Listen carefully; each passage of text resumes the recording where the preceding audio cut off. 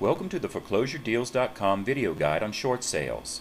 In this video we will explain what a short sale is and how to effectively negotiate short sales with distressed homeowners as well as with mortgage holders. The definition of a short sale is as follows.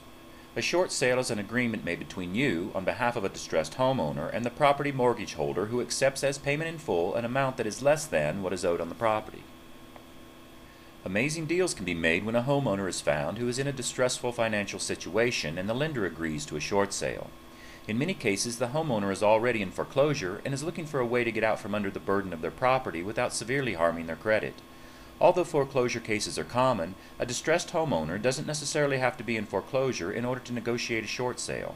In some cases, the homeowner need only be delinquent by one payment. To qualify for a short sale, the homeowner must meet one or more important criteria. They owe more money on the property than it is actually worth, having therefore no equity in the property.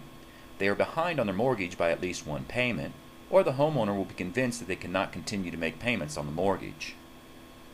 Before you can approach a bank with a short sale offer, you must first locate a property with distressed homeowners.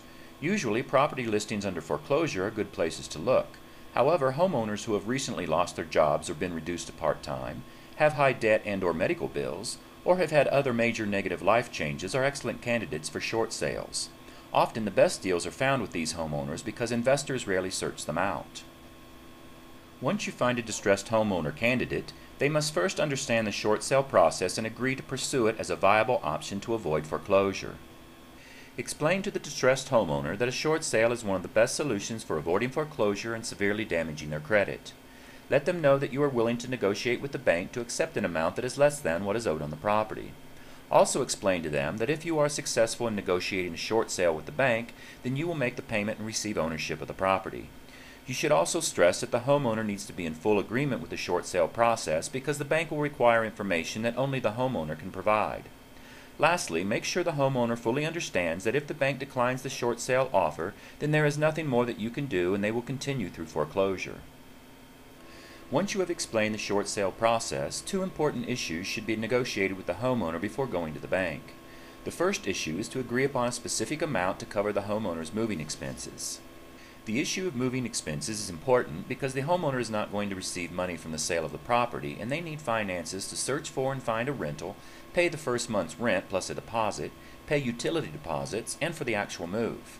The practice of supplying the homeowner with finances to move maintains a good relationship with them and helps to ensure that they will move out of the property on an agreed-upon date. This moving expense cannot be listed on the closing statement as the law dictates that a homeowner cannot receive money on a short sale.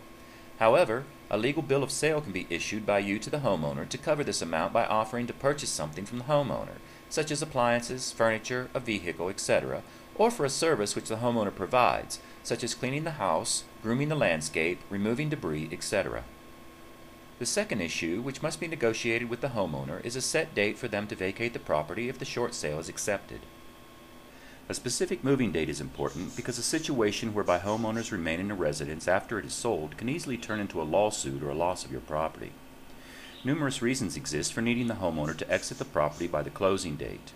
1. Wholesale properties need to be turned over to rehabbers or landlords at or very near to the closing date. 2. Panicked homeowners could choose to file bankruptcy during short sale negotiations and end up living on the premises for months before being evicted. 3. The homeowner could cause intentional or unintentional damage to the property. Or 4. A natural disaster could destroy the property before you have a chance to resell it. A good practice to help ensure the homeowner leaves on the agreed-upon date is to hire and pay for the moving company yourself. This way the movers show up on the moving date and the homeowner is cooperative in moving since you've covered this cost. Once you have located and negotiated with a qualified distressed homeowner, attention is turned to negotiations with the lending institution. There are two main goals for negotiating successful short sales. Goal 1 is to build a convincing case for a short sale to present to the bank. Goal 2 is to build a good reputation and solid relationship with the banking industry. If you attain these two goals, then you will find future short sales to be easier to obtain and more lucrative. There are various reasons why a bank will accept a short sale. 1. The homeowner is behind in payments and is approaching or is already in foreclosure. 2. The homeowner has tremendous hardships which prevent them from making future payments. 3. The condition of the property is poor and requires extensive repairs.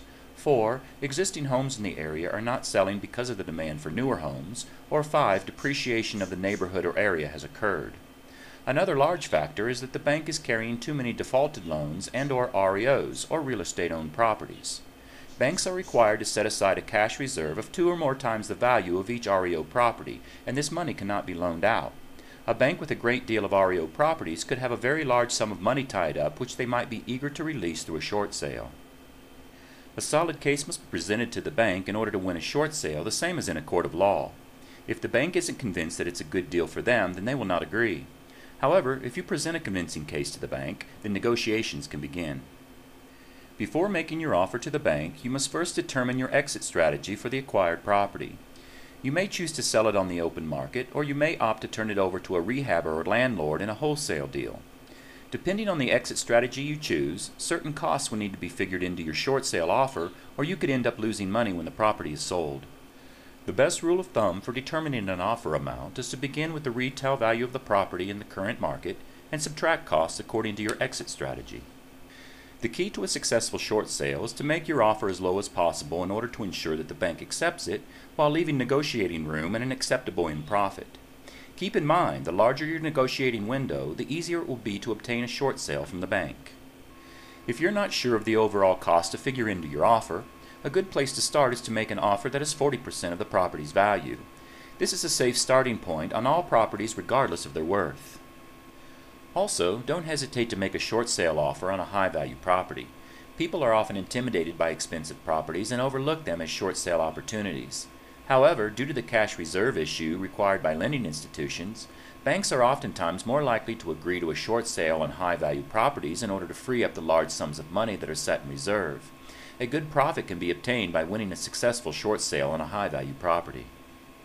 This concludes a foreclosuredeals.com video on what is a short sale. To receive the latest news on the real estate industry, follow us on Twitter, LinkedIn, or Facebook.